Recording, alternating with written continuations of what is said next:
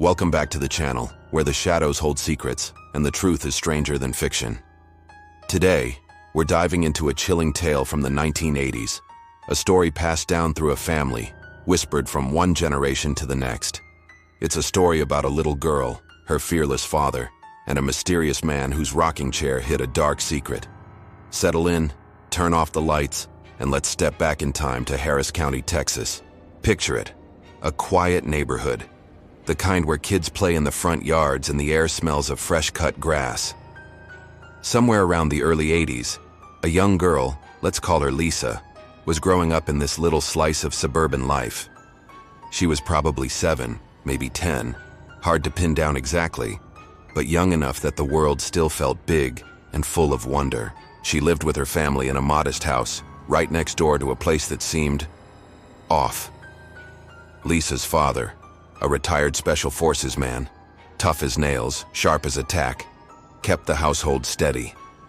He'd seen his share of strange things in his military days, but nothing could have prepared him for what was coming. Lisa and her brother spent their afternoons playing in the front yard, kicking a ball or chasing each other through the grass. But every day without fail, Lisa's eyes would drift to the house next door.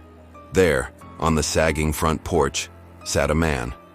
He was older, his face weathered, his clothes plain but neat.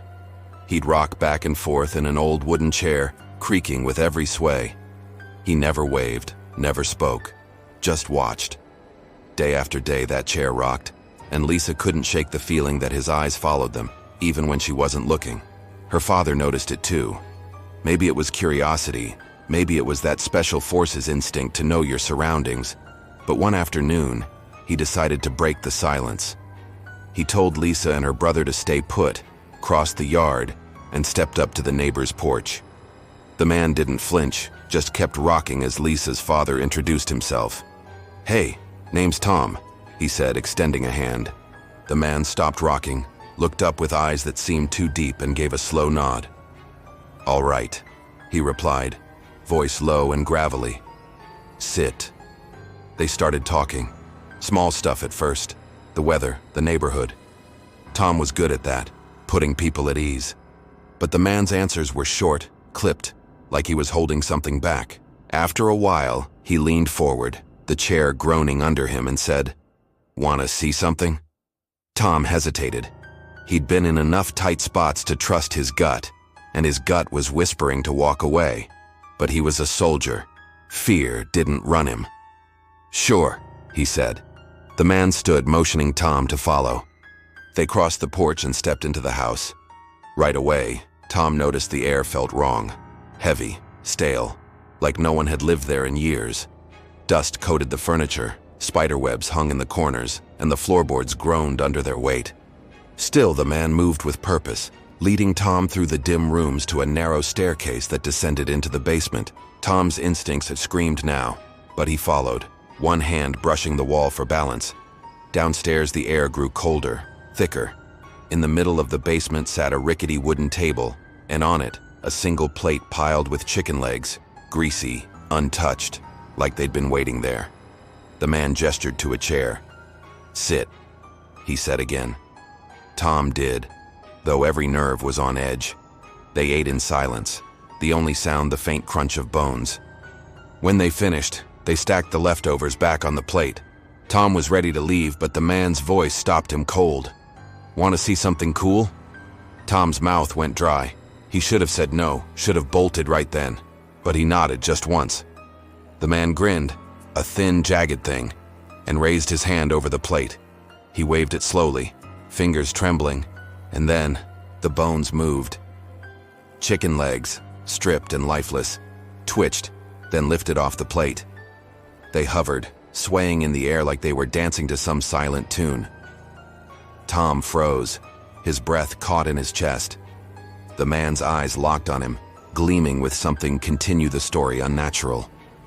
"If you want this power," the man said, his voice dropping to a hiss, "you must sell your soul to the devil." That was it. Tom's soldier instincts kicked in, overriding the shock. He didn't say a word, just turned and ran. His boots pounded the stairs, the floorboards, the porch.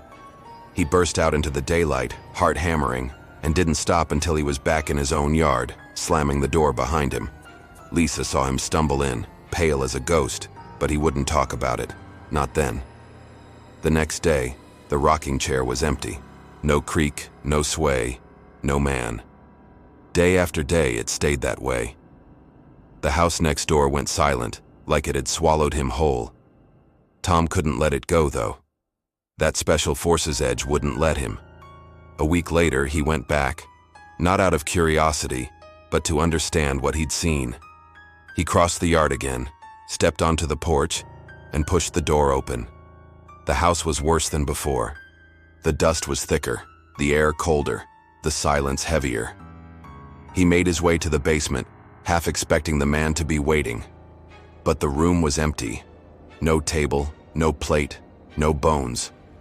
Just a bare concrete floor, except for one thing. Etched deep into the center was a pentagram, its lines jagged and dark, like it had been clawed into the ground. Tom stared at it, the hairs on his neck standing straight.